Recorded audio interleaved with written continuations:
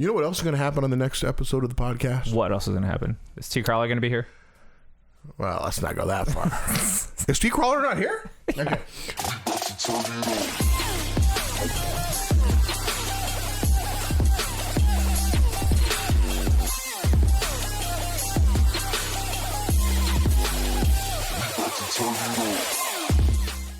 Welcome everyone to another episode of the world's greatest news and reviews. Giving you opinions about nerd stuff is our superpower. I'm Captain Mao. And I'm Weapon 2. Clearly I'm a fat man, occasionally a hat man. Always a cool cat man. We're going to continue this chat man and eventually talk about the Batman. Nice. You know how you know I'm not good at rapping? Because I had no idea where that was going. And then you said Batman. I was like, I should have seen it coming. Nicely done. And thank you guys for joining us on episode... Hey, Captain Mal, do we have all our mics working? You know what? Hey. Is everything working here? Is it working? Take a gander. Is it working?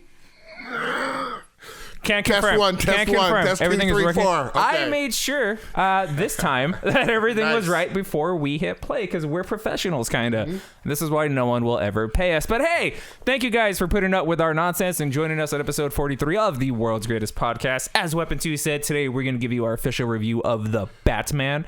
We are going to talk about, what else are we going to talk about? Doctor Strange and the Multiverse of Madness, the teaser that dropped. And we're going to talk about Moon Knight until, I think the finale is tonight at midnight. I think it is tonight at midnight at the time of this recording. So we're up through episode 5 right now. All right, let's just talk about that. Here's the thing, Moon Knight, that's getting really freaking good. It's a good program, Captain Mal. Uh-oh. But, is there a but coming? I'm missing some Moon Knight from the episode, from the series Moon Knight. The Moon Knight I wish I saw is the Moon Knight that beats people bloody with spiked and knived brass knuckles, takes a beating till he's bloody, doesn't even care. That's the kind of Moon Knight I'm missing that I wish I saw more. I like the character development. I really don't care that it's not really following most all this stuff to like what the comic books did a lot of times. I'm just missing that brutality from the Moon Knight. I think if that was just there, I'd be happy because I'm happy with the rest of it. It's an entertaining program. It's just very little Moon Knight.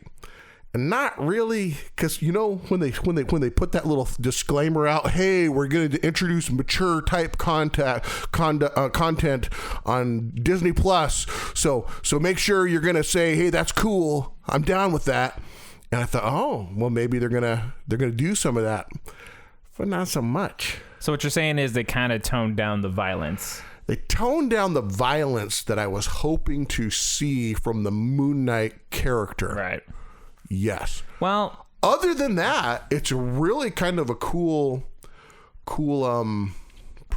I mean, well, hang on. Before we get more into what's happening in the show, let's talk about the whole lack of violence thing, because I don't want anybody to like get misconstrued what you're saying. Violence and blood and all that kind of stuff, that doesn't immediately make a show better.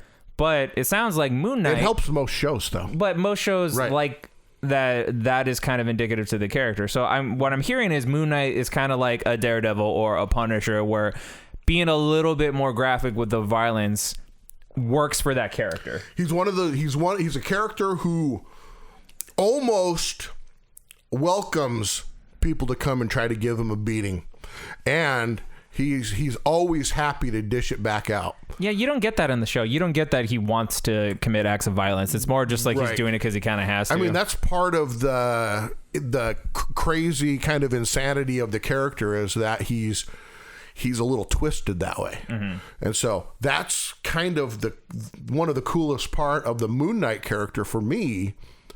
And so I'm just kind of missing that in the series. Yeah, I would never have guessed that about. So I've never really read a Moon Knight comic, and I would not have guessed that at all just by watching the show. Right. Because like, yeah, the violence is like Marvel basic kind of action sequences, and you don't get that the character wants to do it like violence at all. So that's interesting. I would not have guessed that. I mean, and other than the fact that he's Khonshu is an Egyptian god, and he was in Egypt when he almost died and got his powers or started working for Khonshu. Other than that part, it's really nothing about the character that's really centered around Egypt, and the series seems to be very centered around Egypt, which I don't dislike about that part. I think it's cool. I think that it's interesting to take, we have so many other series that take place in the U.S. or in some city in the U.S. So that part of it doesn't bother me. It doesn't bother me how they've portrayed the other identities. I mean, we're missing one still, but I mean, the other two identities, they're interesting, even though they're not kind of comic book accurate. So in the comic, there's more than two identities? Yeah, there's Jake Lockley. He's a cab driver. He's a street level identity where he's out there finding out what's going on, driving cabs, finding out a street level. Because then you got Stephen Grant, who is rich. He's rich. He's a rich billionaire type guy. And then Mark Spector's pretty much accurate for the show. So I mean, those are the three characters identities for Moon Knight. And so we're still missing one. I don't know. Spoiler alert, I might show up in the finale. I don't know, but it's kind of late to be introducing that. And I enjoy kind of watching the interaction between the two and trying to figure out what's going on. That part is fine for me. I'm just missing the real Moon Knight that I was hoping to see in this thing, I guess. Well, so then let's talk about what we are getting, because even in the last couple of episodes, he hasn't been Moon Knight like in costume all that much. Like you barely. You made a post on our Facebook page talking about that, and so like I agree. One, he looks badass in the costume, and I like seeing him in the costume and doing stuff. But I mean, I think the saving grace is that Oscar Isaacs is playing these two characters really, really well, to where it's genuinely engaging watching their interactions, and especially that last episode where they were like diving into the backstory more between them. That was like really, really interesting. I was really into that episode. But you're right, like he didn't even get into costume like at all. Right. I mean, and it's cool that they introduced Mr. Knight into this thing too, but he's supposed to be a real, that character, that persona of the Moon Knight character is supposed to be the real genius thinker, almost like I don't know. I could say just throw out Sherlock Holmes, but some type of a genius where he's always thinking through everything. Does he's a real intellect, and I mean, and we don't get that from the Mr. Knight character on this one either. Which, like I said, doesn't. I'm not sitting here going, I think that everything has to be like the comic books, or it has to be a certain way that I expected it to.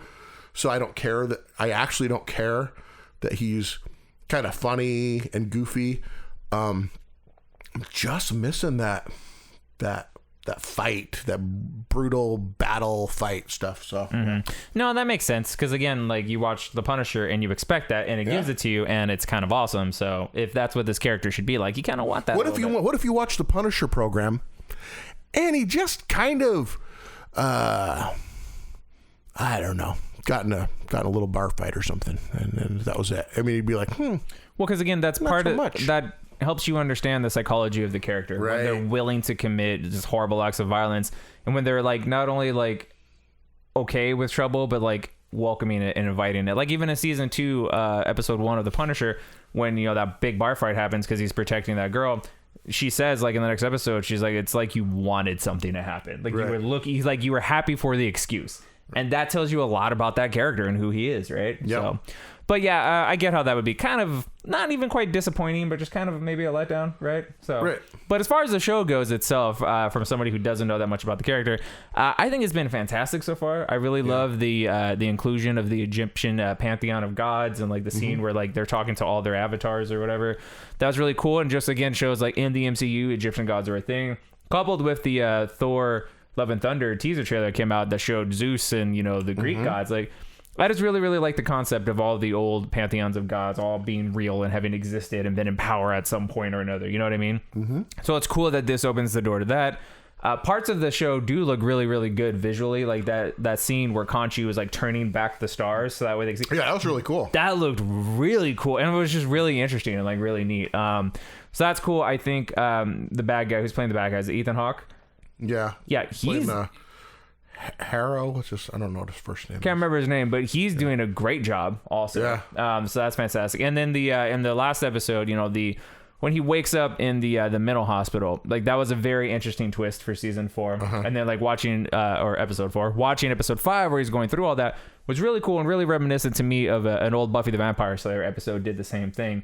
Where, she wakes up in a mental institution and like all the characters that were in the show are patients and stuff. And so that's just a really cool storytelling device that, lots of other shows, not just Buffy, have done before. But it's always neat when like you take a step back and like everything that's happening in this character's world is so ridiculous and fantastic and all that. And then someone's just like, bro, of course you're crazy. None of that makes sense. And watching them be like, oh shit, maybe I am crazy. Like that I just really like seeing that dynamic like play out on TV. You know what I mean?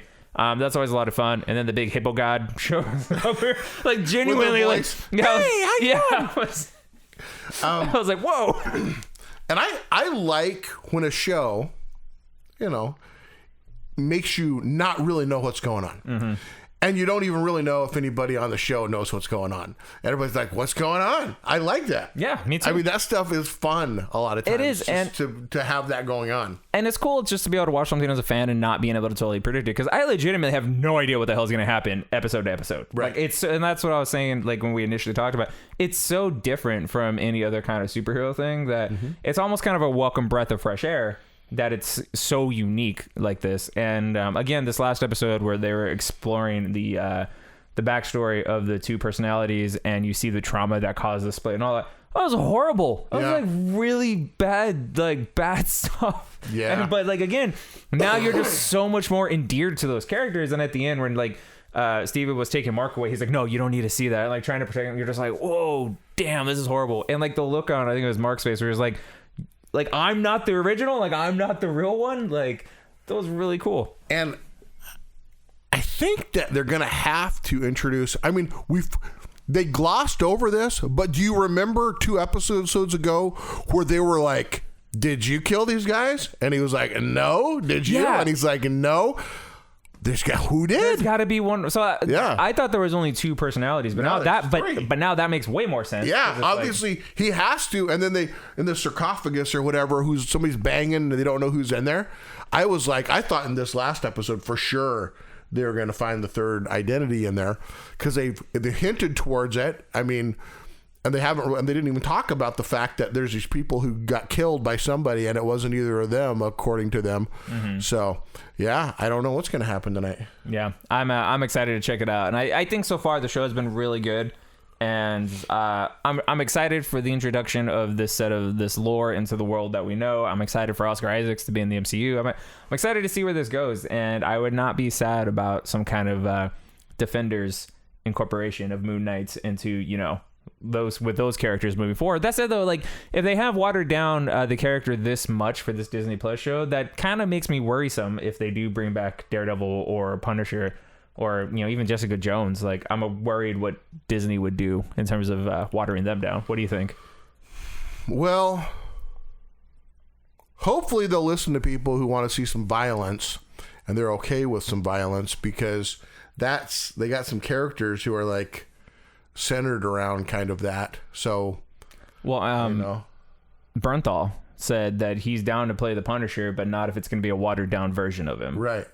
And so I don't know. I mean, I hope they do. I mean, because Moon Knight, I think has been an Avenger. I know he was at least a West Coast Avenger, but he's I think he's been an Avenger too. So nice. Well, hopefully the final ends in a really satisfying way, and I don't know, I haven't seen that it's got renewed for season 2 yet, but I'm sure it will, because so far I think the consensus are people are pretty much liking it. So yeah, I think so. Yeah, I think there's some Moon Knight fans. There's always people who are upset about stuff, and there's some people who are upset because it didn't go the way they thought it was supposed to go.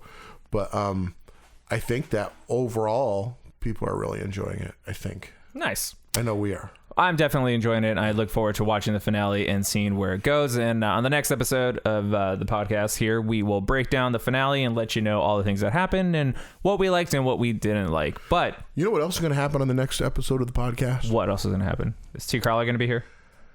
Well, let's not go that far. Is Steve Crawler not here? Okay. I'm probably not gonna have a beard on the next show, bro. What? Bro. Whoa. All right, hang on. Time out on the field. You're shaving the beard? Not by choice. Whose choice is it then, if not your own? My job sucks, man. Oh. I'm in a spot right now where for about the next 6 months or so, I'm supposed to not have a beard. And has anybody called you on it, or? I put in some paperwork that said I'm supposed to be able to wear a respirator and not have a beard. I mean, but you can wear a respirator. Not according to them. I'm supposed to be clean shaven per policy, bro. Bro, I can't. So if you dive back through my history of photos, I do have a video of you with no beard dancing at a party, and it's so weird to look at because I'm just so used to you. But then you're Battle Santa. How? What? No. I can grow. Well, come the end of the year, I'm going to be in a spot again where I can grow a beard again. All right. So I don't know. My emotions can handle this off again, on again nonsense, sir. It's not your face, man. I'm used to looking at this face. You know. Now I'm going to see my chin again. I don't even like my chin. I like your chin. All right. I got several chins. Well, stay tuned. Episode 44 will feature a beardless Battle Santa. The All-Father weeps. How excited are you about Thor Love and Thunder? I'm more excited about that than any other movie, if I'm being totally honest. It looks... I'm telling you what I think. Dude, I think we're getting Beta Ray Bill. Do not play with my emotions, I think he's showing up. I think it's going to happen. I think you're going to see all kinds of cool things in that. It looks funny. Yeah, I think that's going to be a good show. Well, because here's the thing, and again, Jane Foster Thor looked fucking amazing. And here's the thing, so Ragnarok, just rewatched that also. Still, probably my favorite Marvel movie. Yep. Love that movie. And this looks like how batshit crazy that one was. This is just, dialing it up to 11. It's just going crazier. And I'm on board for it. I love the Greek gods, so you're going to show me what looks to be Olympus and like the Greek pantheon. Sign me up for that. I mean, Hercules is a big character on the Avengers and everything else. I think Hercules is going to probably show up. Dude, like for real though, like how cool is that? Seriously, I think it's going to show up. So like that would be dope. Like, and if he helps them all fight Gore the God, because like this could be just like all these gods getting together to fight Gore. So of course you could have Thor, Odin's son. You could have Jane. You need all the gods helping. You could have Beta Ray Bill. You could have all of them showing up to help. And especially after the tease that they gave us in Ragnarok with Beta Ray Bill, you know what I mean? The Easter egg of him. So I'd be very excited for that. And also a way to pass the torch if Hemsworth doesn't want to do these movies anymore. You know what I mean? Like if all of a sudden we have Jane Foster Thor and Beta Ray Bill to still be that character. Because I don't know how they're doing Jane Foster in the series, but I think if I remember right, in the comic books, she had cancer. Yep. And she got sicker and died every time she became Thor. So every time she used the powers, it made her worse. And it got to the point where basically she sacrificed herself because she knew if she'd use the powers one more time, it would kill her. And she did. Yeah. And so it was really exciting. So I mean, that's rough to have your superpowers like that, But that movie looks dope AF. I can't believe we're at the point now with these types of movies where it's going like such crazy lengths and like showing so many like deep cut characters that like I never thought in a million years would be in a live action high budget superhero movie, and like we're there now. You know what I mean? Like, yep. Do you ever think Beta Ray Bill would be in a movie or possibly be in a movie? Like the fact that the conversation would be really serious about the fact that he could be in a movie at the beginning? No. Now, yeah, anything can happen. Anything can. The sky's the limit. There's no limits, Captain Mal. Anything can happen. Wherever your imagination can take you, that can happen. Man, I'm excited. All right, but let's talk about a movie that we've actually seen. Okay. The Batman. He's both man and bat? He's a man bat. Okay. I was a boy. The Batman. Now I'm a bat. Okay. I love watching shows about orphans. and tragedy. Just in general? Yes. Is that what gets you there? Yeah, that's what creates a Batman. That's true. Yes. You need tragedy. What is that old saying that nobody stays dead in comics except for Uncle Ben and Batman's parents? Yes. It's like they need to be dead. Mm-hmm. Okay. So a little movie called The Batman dropped. Matt Reeves directed. Robert Pattinson stars. And I actually, being a huge Batman fan, put off watching this for a long time, and then I finally watched it. Weapon 2. Why don't you give the folks at home a quick synopsis of this movie, and then we could dive into what we thought. All right, folks. This is the deal. In The Batman, we're in a world where Gotham is gritty and grimy. It's hardcore, dark, and serious. We have a Batman. He's just a skinny little fella. He's, he's a little emo. He's a little emotional. He's brooding. He's the brooding, grumpy, angry, sad Batman. He's Mr. Broody. He's also, for a skinny little fella, he's a master detective. So, he is solving some crimes that are being conducted by a cool version of the Riddler. Yeah, for real. He is like a serial killer, kind of scary, freaking you out. And I mean, that's it. He's running around like killing people and doing things, and he's trying to figure out who, what, and where until he does. I mean, that's kind of the synopsis without me giving. I think we're probably going to have to go through some of that as we're talking about it. Mm-hmm. It's what'd you think? Tell me. Okay. So yeah, that's basically the bulk of the movie is about Batman and Gordon tracking down the Riddler. Right? Yes. Okay. So it's an interesting enough story and premise. You're right. So I'm gonna start with things that I liked. So here's the thing. As a whole, I think it's a good movie. I think it's worth watching. However, I do have a lot of problems with it. I'm going to get it out of the way right now. There's a lot of people talking on the internets asking if this is the better movie than The Dark Knight. No. The consensus is it's good, and it's like a really good Batman movie. So a lot of people are saying it's the best Batman movie. A lot of people are comparing it to The Dark Knight, and I tend to agree with Weapon 2. It is not better than The Dark Knight. I don't know what people are smoking to make them think that it is, but it's not. The Dark Knight You're probably huffing gasoline. The Dark Knight and the Dark Knight trilogy are the best Batman movies.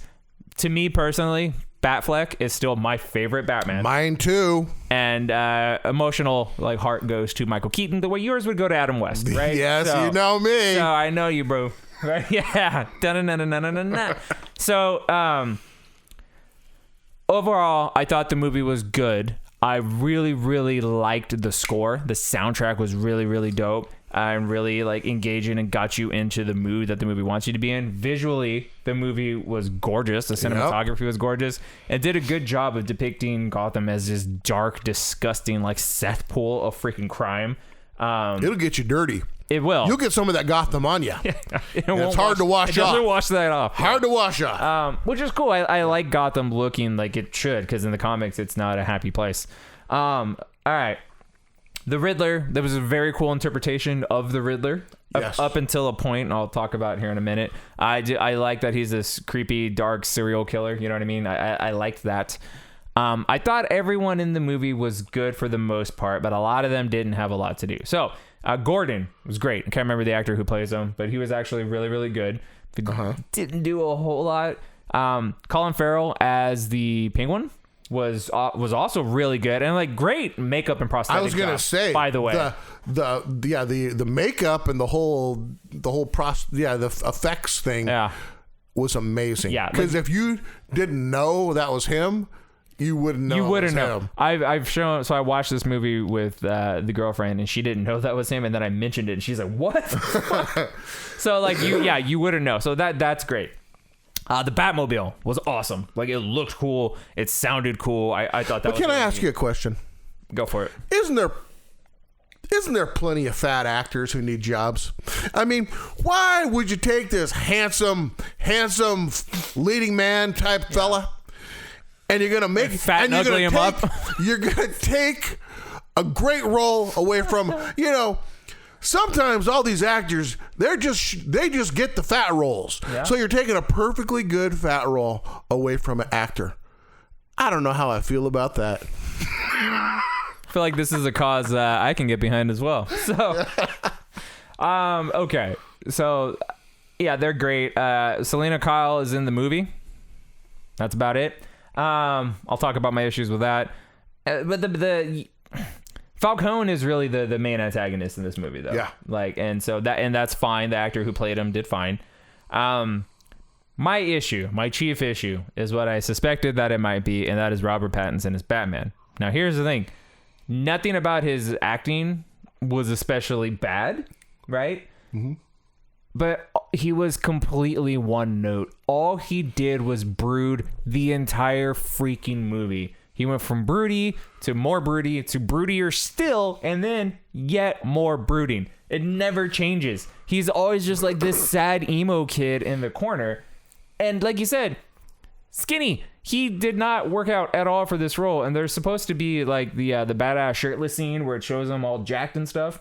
And he's just some skinny white dude. And I'm sorry, but nothing about him was intimidating. Not only was he not intimidating, but like the whole emo vibe that he has, he comes off as like weird. Some of those wiry guys, you don't want to mess with them. Look, I'm not saying he wasn't believable as somebody who could fight, because in costume he did look cool, and the fight scenes were well choreographed and they were pretty cool. I'm just saying, like, in terms of being Bruce Wayne and what like the comic book version or what people perceive him to be, nothing about him was intimidating. And I should look at Bruce Wayne and like not want to fight him just based on his build, and that's not the case. But I digress.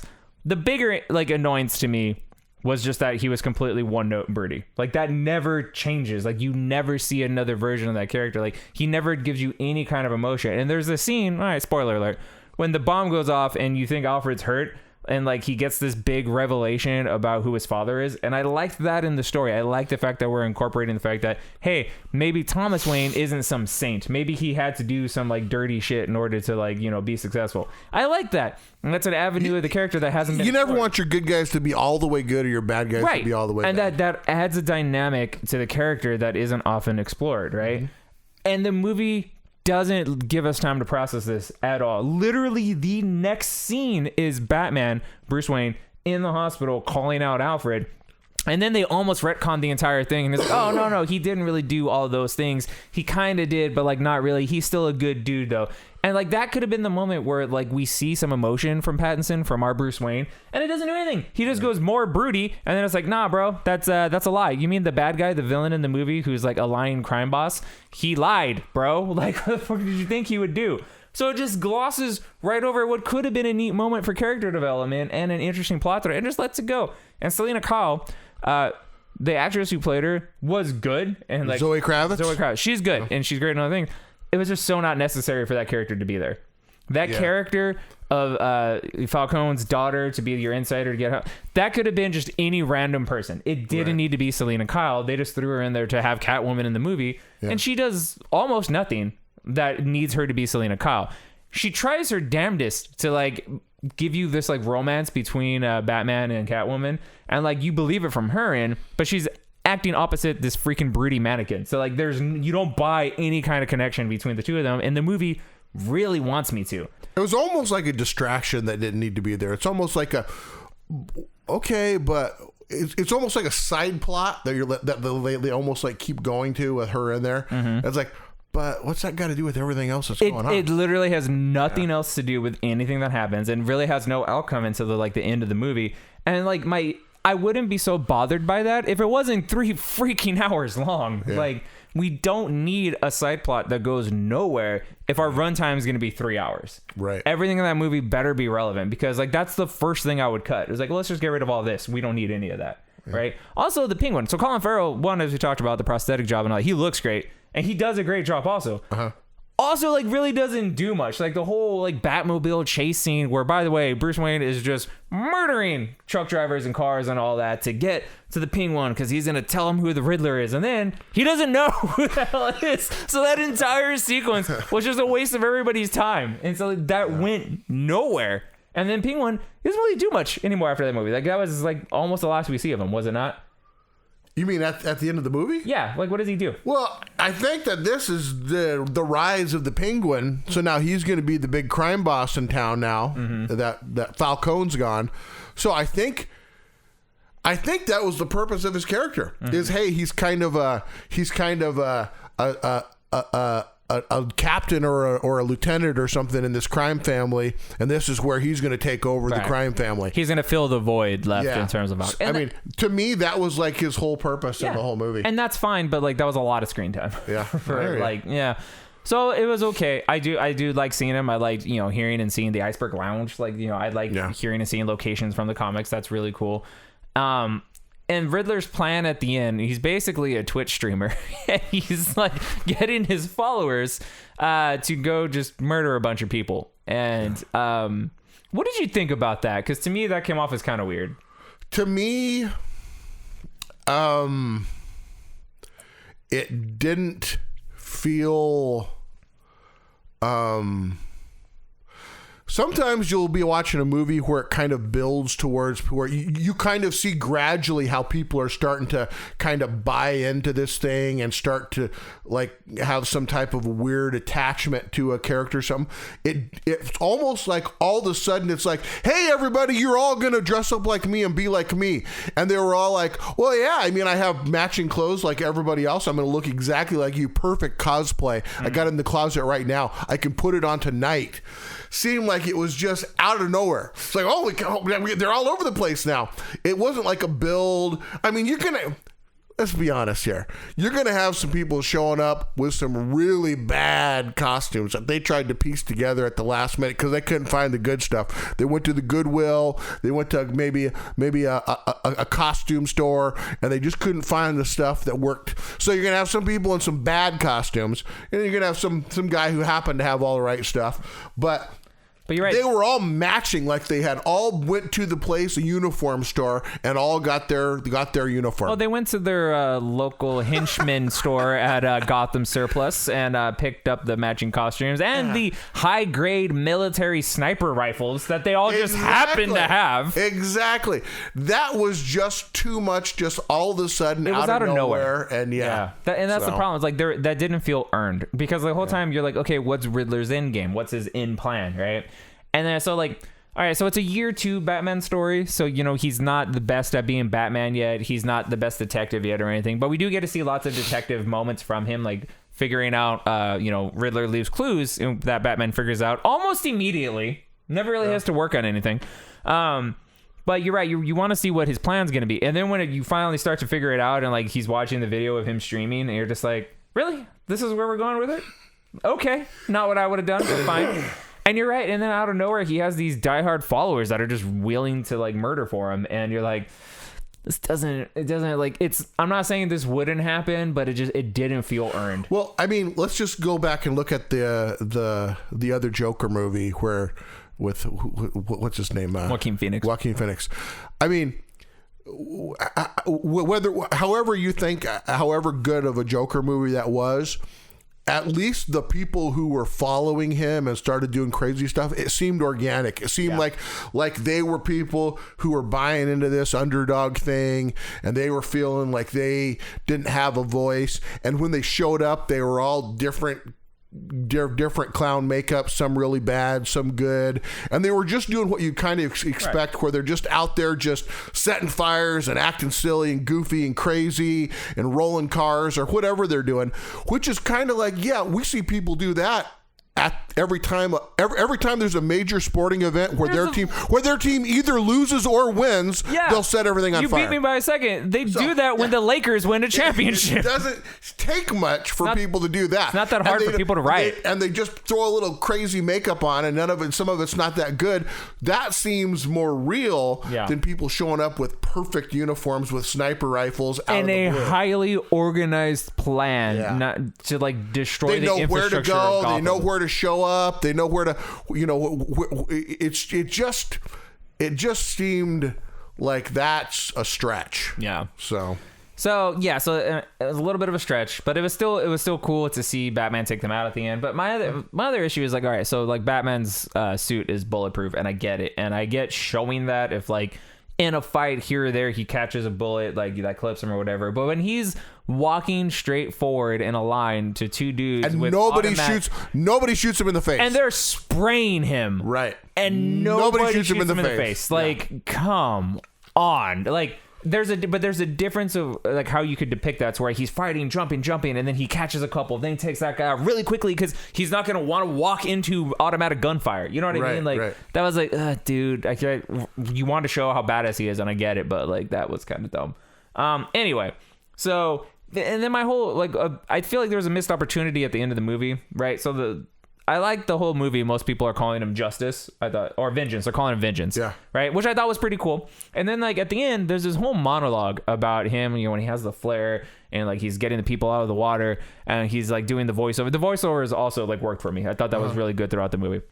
He was doing the whole voiceover about how, Vengeance, he can't be Vengeance anymore. Da da da da. I was waiting for the moment where he's just like, nah, Vengeance. Justice, right? Yeah. And then they never do that, and I'm just like, okay, well, what the hell was the point of all that setup for? It felt like you were leading to this obvious moment where he realizes he needs to be Justice, and they just never go there. Also, you know what was weird to me? So everybody's stuck under like the rafters that had fallen, right? And there's water pumping in, and he walks over with the flare, and then he gets like one person out, and there's still a dozen people stuck under there. And he just fucks off with the flare. And I'm like, there's still people buried trying to get the other people out. And now you took the light source away. There was a few things. So there's a few things. And also, where did you take them? The whole city is flooding.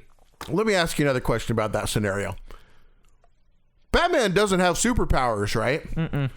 So you had a whole bunch of police right there trying to free these people. Yeah. They're for whatever reason, all the police are pulling. We can't do anything. We can't free them. And everybody's behind this stuff where it looks like easily they could find a way to climb out. Mm-hmm. But then we can't get out. We can't get out until Batman comes with a flare. Right. And now he can make a pathway for people. Right. It was like, come on. And again, like, okay, I see what you want to do from a storytelling standpoint. You could do it in a way that makes logical sense. Like, how about have Batman like walk over? I don't know, maybe hook the scaffolding up to his grappling gun, and like launch it, like lift it up, like do some gadgetry. Yeah, go MacGyver on it, because those police didn't have some gadgetry with them. Right. So that would make sense. That would work all of a sudden. But you got to make the obstruction more like people can't climb out of it. It's got to be a real good obstruction. But you're right. That would have been the solution for that part to make a little more sense. It was just so funny to me, like watching him walk away with the flare as people were still trying to get, and it's just going darker and darker. Dark. We can't see. We're having trouble getting out over here. Yeah, I can't hear you because of Vengeance. But so that was weird to me. And the whole ending was weird. Also, like. So they didn't include it in the movie, but then they released a deleted scene of him interrogating the Joker at Arkham. And I'm just like, why not just leave that in the movie? First of all, the movie's already 3 hours, and you have more irrelevant shit in there. Like, that bit of like dialogue between them was actually pretty cool. It was neat seeing a different version of the Joker. And that was cooler than some of the stuff that they left in. Yeah, and there was actually like context and like hints that he gave like that could have progressed the story up until that point. Like, that shouldn't have been cut. That should have been in the movie. Like, I would have easily cut other stuff out of there. Who played the Joker in that? I can't remember. I can't remember either. It was cool seeing him look at like this weird, creepy, like just gross. So like, that's not a Joker that's partying with Harley Quinn, but he's also not going to sit there and get damage tattooed on his forehead. So take what you want. That's the kind of Joker I want to explore and see what his story is. That was interesting, but like they cut that out of the movie for reasons. But yeah, so there was some non-logical stuff in the movie, but that's any superhero movie. To be fair, like you could poke holes in anything. My big umbrage is just I didn't like Pattinson's one-note betrayal of Batman. It was exactly what I thought it would be, and like not that he wasn't like bad. He didn't ruin the movie. He just didn't bring anything to it. He could have been anybody. Anybody could have did what he did. It wasn't freaking difficult. You know what? You just said something that I was going to say. Here's the deal. This is what I appreciate different portrayals of characters. Okay. Mm-hmm. So we already established that Batfleck is who we think is kind of the best portrayal of a Batman. because he's the kind of guy who, I don't want to mess with that guy. He looks like a guy who can fight. He looks scary. He's a cool portrayal. The way he acts, the character is cool. And the way he does the facade, like the pretending to be drunk at the party, and you know what I mean? Like, right. All of that, he nails all of that. Those are my favorite portrayal of Batman. Now, I appreciate different portrayals of Batman. So here's the deal. I'm going to say this. Number one, you said something that I agree. Many actors could have played that role. Mm-hmm. But what I appreciated for this movie, wouldn't want to be the same Batman I see over and over again. For this movie, I appreciated a Batman who's just mission oriented. He's all about, I ain't going to be doing a bunch of extra talking. I'm not here to entertain you. I'm not here to do quips. I'm focused on detective work. I'm not going to do a lot of talking to you. I'm a man of few words. I'm a broody guy because I'm focused on trying to solve this crime. I appreciated that for this movie, that portrayal of Batman. I think plenty of actors could have done it. I wouldn't want to see that as Batman over and over again, for sure. But I appreciated that take on a Batman for this. Mm-hmm. Again, he just, he wasn't the right, didn't have the physical stature of somebody that you're going to be afraid of in a fight. But I think that part for what they were, whether they were trying to do that or whether it just came across that way, I could appreciate them trying to, whatever reason, the end result of that Batman in there, that version of the Batman for this movie. Yeah. I agree with you. I feel like, so Pattinson aside, right? What they wanted this version of the character to be works for this story they were telling and this movie they were making. Right. I don't need to see any more though. Like it got greenlit for a sequel, and obviously I'll watch a sequel, but I'm not like overly excited to see it. Like I don't want to spend more time with this Batman. And I'm being a lot more forgiving of it because it's a multiverse now, right? Because we know DC's a multiverse, because we know there's still movies that are being made within the DCEU, which is, the Justice League version of those characters, which includes Batfleck. We know there's other projects that are going to happen. And so like, this isn't our only Batman that we're going to have to write our universe around for the next 10 years, right? If that were the case, I would probably be a little bit more bothered. There will probably be plenty of other good and bad Batmans. Right. I mean, we've already just saw him throw away a perfectly good Superman and a perfectly good Batman. God, because they couldn't get their shit together, man. I mean, whatever. They wasted opportunity. We've talked about that on many a podcast. Yeah. Wasted opportunity. But yeah, so as a whole, like in a vacuum though, this isn't a bad movie. No. I mean, I've been pretty mean to it. I thought it was a good Batman movie. Yeah. It was good. It was good. I think it's worth watching. Yeah. How much you enjoy it is really going to be dependent on your tolerance for a 3-hour freaking movie. It's going to be, I did like the slow, methodical pace of it. That worked for me and for Batman, I think, but that's might not be everybody's cup of tea. It was a good movie, and outside of this podcast, I've been very vocal about things I didn't like about it. But at the end of the day, it was a good movie. I'm glad it exists. I really appreciated the whole feel and tone to it. As far as the Gotham and the soundtrack and the all of that kind of serious, gritty touch of horror, uneasy type thing to it. I like that. The soundtrack's probably the best part of the movie. Yeah, it is very good. And like this city of Gotham almost feels like a character in the movie. Yeah, like which is really really cool. And like that's exactly the way it should feel, I think. So the movie did a lot right. Our nitpicks aside, it's still a good movie. So I don't want anyone to think that it's not worth watching. It is. It's just not, I dare say I'm speaking for both of us, but not our favorite Batman. So right. Alrighty. I think that about sums up all of that. Weapon 2. You want me to bring up something completely off topic? I do. Do it. So Ranker came out with a list of best superheroes from comic books or superhero characters of all time, and this is fans that can do Ranker. Some of it was surprising to So are me. we talking comic book characters? Yes. And we're talking comic versions or just in general? No, these are just characters, comic book, movie, whatever. This is what fans said were the best characters, superheroes. Okay. So some of them, well, who do you think number one was? Okay, what superhero is the most liked by fans? Not like what version is most liked? Would fans say is their fate is the best superhero character? Spider-Man. Yes. Yeah. Now, to me, that's the flagship character for Marvel. So that part didn't surprise me.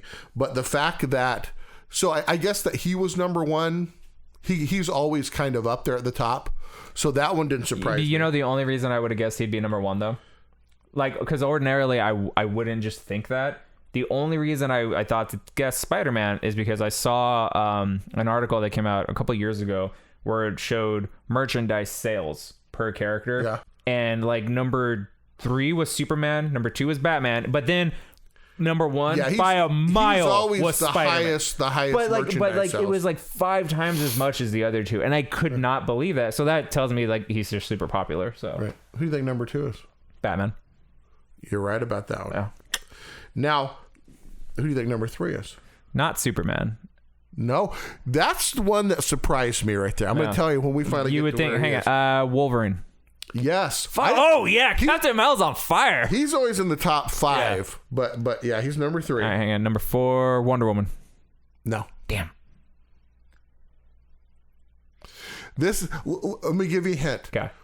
Totally from the MCU. Beloved MCU character. Male or female? Oh, Iron Man. Okay. Yeah. Yeah. Okay. But again, that's just because of the MCU. Anybody who reads comics knows that Tony Stark is a B tier superhero before the Marvel movies. The next one, surprising. Okay. Marvel or DC? Marvel. Okay. But here's the deal. Thor. No. Damn. Before movies came around, this wouldn't be. This is totally movie related. Okay, so it's Marvel, it's MCU, and it's basically just because of the movies. I'm gonna say Marvel. I'm not gonna say MCU. Ooh. So then we got, okay, let's think out loud. So if it's not MCU specifically, the other franchises. Friend of the show. Friend of the show. Friend of the show. Who have we had on the show? Hang on. We have, that wouldn't be him. It would be, Hulk? Bruce Banner? Bruce Banner? No. No. All right, who? This is one of the people who we always say is a friend of the show that's not really a friend of the show celebrity. Oh, a celebrity that's... No, hey, first of all, they're all a friend of the show. I don't know who. Deadpool. Oh, Ryan Reynolds. Yeah, friend of the show, Ryan Reynolds. So that one's a little surprising in its placement there. Who do you think is next? What are we at? This is like We're at 6. We're at 6. Give me Marvel or DC. It's Marvel. Still? Damn. All right, DC not being represented. All right. Well, we know that they've kind of failed in their, in their movies. So the and their public universe. perception is not going to be very high. Okay, so another Marvel character. Just think your favorite shows, the shows you like to watch over and over again. Is it Daredevil? The movies you like to watch over and over again. You said shows. You confused the the movies that are Thor. rewatchable. Yeah. Okay. Yeah. Who do you think is next? Captain America. Yep. Yep.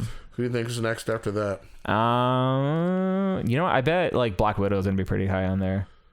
Well, it's the Hulk. Okay. Hulk, that makes sense. So basically the big ones from the MCU are gonna dominate this list. And then finally at 9 is Superman. To me, wow, Superman being number 9 is surprising to me. That's kind of ridiculous. And geez, it seems like most of this is just fed by movies because they haven't made good use of Superman in the movies, but having Superman number 9 on a list because of superheroes there is kind of depressing for me, and I'm a Marvel fan. No, it is because there are some amazing Superman stories out there that, like, if adapted properly, would be amazing movies, and they're just not bothering to do any of those storylines. But I get it if all your experience of Superman is just the movies that have been out. Yeah, you don't really think he's that cool of a character. I get it. Like, you're not going to think there's a lot to him, and you're not going to want... Like, Even Captain America to me was pretty lame until the Marvel movies made him pretty cool. So I get how like the perception could be askewed if you haven't read a lot of source material. So we'll just go to number 10. I don't agree with number 10. Is it too high or too low for you? I think it's way too high. Too high? Yeah. It's not Marvel. So it's a decent, so is it like Aquaman? No. I'll say, because we know Weapon 2 is a huge fan of the Aquamans, of Aqua Bro. I think Wonder Woman should be in this top 10. She's not in the top 10? She's number 11. That's sad. But who do you think number 10 is? Is it Marvel? Or no. DC? It's DC. DC. A DC character is above Wonder Woman. So we already had Superman and we had Batman. Was it The Flash? Yes. Well, that's because people like that CW show, bro. I guess, man. Do we want to keep going on? How could How could Superman and Wonder Woman not both be top 5? That's ridiculous to me. Yeah. At the very least, like, no, they should be top 5. Wonder Woman needs to be in the top 10 for sure. Yes. Yeah. I'd argue she should be top 5 though. Yeah. But, No, I agree. I'm just saying, at the for her not to be in top 10 is a travesty. Which is crazy considering how much people like those movies. Well, or like that movie, I should say. Yeah. But interesting. All right, why don't you rattle off 11 through 20? Let's see what you got. So 11 of course was Wonder Woman. Mm-hmm. 12 was Doctor Strange. Okay. 13 Black Panther. Mm-hmm. 14 Venom. What the Okay, sure. 15 Punisher. Okay. 16 Nightwing. I love Nightwing. Yeah, I and plus people like that Titan show. Yeah, but he's like this. Nightwing is like a secondary character. Yeah, I mean, kind of a. He's not even an original character. He's just basically Robin becomes his own character. Don't hate a Nightwing, bro. I don't hear you. 17's Black Widow. Okay. 18's Scarlet Witch. Okay. 19's Ghost Rider. Okay. And 20. You're never gonna guess 20. 20? Yeah. We're only going through 20. Yeah. So an obscure character, probably, huh? He's been in the MCU. Okay. Pretty obscure character up until and still I was surprised to see him at 20. Falcon? Mm-mm. I would guess Matter Eater lad, but he's DC. A loved character, but Star-Lord. No. Drax. No. Groot. Yes. Yeah. Yeah. First try. I can't believe that Scarlet Witch and Black Widow are that low and Doctor Strange. Like, people really like those characters, but well, Doctor Strange was right below Wonder Woman, and he came right after a whole bunch of other kind of main characters in the MCU. Mm-hmm. So I don't know. He seemed about in the right area. I think, well, yeah, because I think we're at the point now where like kids have grown up on the Phase 1 Marvel characters, so like they're gonna have a huge attachment to like the original Avengers per the MCU. So I guess that makes sense. But interesting information. It's crazy to see what public's perception is opposed to ours. You know what I mean? That is correct. So. Yes. All right, Weapon 2. Why don't you plug our contest? All right, folks. We are still trying to give you guys some free awesome things. We're gonna send these to your home or post office box. You've just got to let us know what we need you to do. The reason we're doing this is not just because we're rich and we just want to send stuff to people for no reason. We are not. We are trying to build our subscribership on our YouTube channel. We're trying to get to 300. If you're listening to this and you want to help us, get like about 45, 46 of your friends. 45. Can't confirm. So that will get us to 300. So we're a little ways away, but what we need you to do, subscribe, get all your friends subscribe, everybody you know. You can send out hand out flyers or something. Tell everybody to subscribe to our YouTube channel. Once you do that, then You can like share our stuff too, but that's not something you have to do. We want you to comment with your name because every single person who's an active subscriber for any of our drawings is entered into the pool of people who are going to draw anonymously a person. Anonymously. And what we're going to do, so what we're going to send you folks is we're going to send you a original drawing done by me of any character that you like. I'm going to do that. Then we're going to send you, we're going to try to find a Funko Pop. If you tell us what kind of character you like, we're going to try to find a Funko Pop that matches that type of character or something similar. And we're going to get that because we're in the area. Our region is close to where Funko headquarters is. So we're going to send that to you. We're going to send some comic books. We're going to send one of our 4 available logo t-shirts for the world's greatest news and reviews. This is just a drawing, one of the drawings that I did, if you want to see.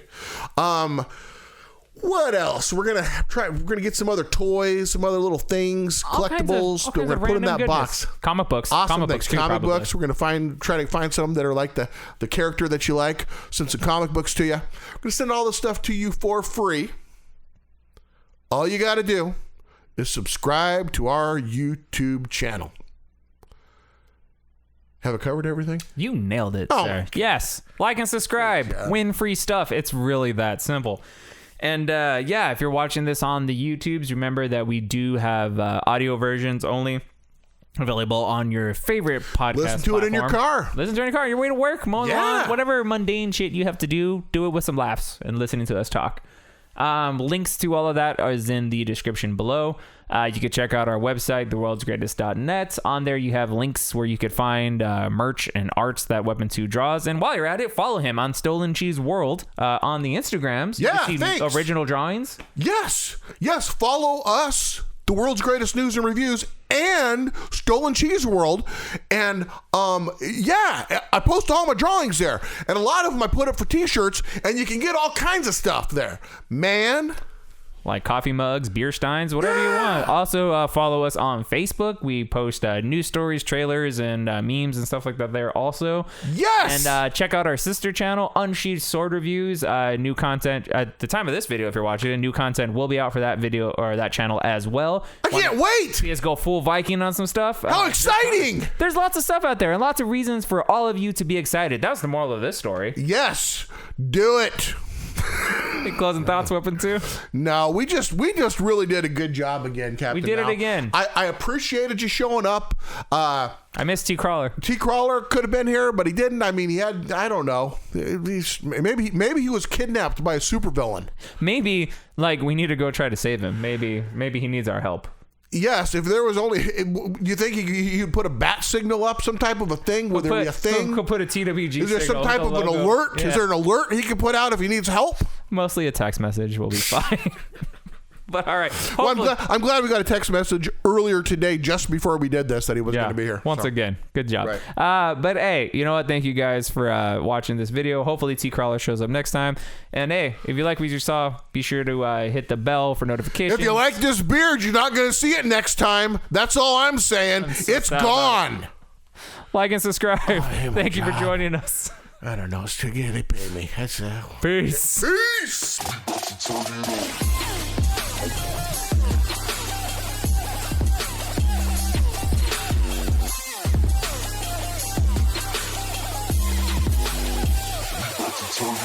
on.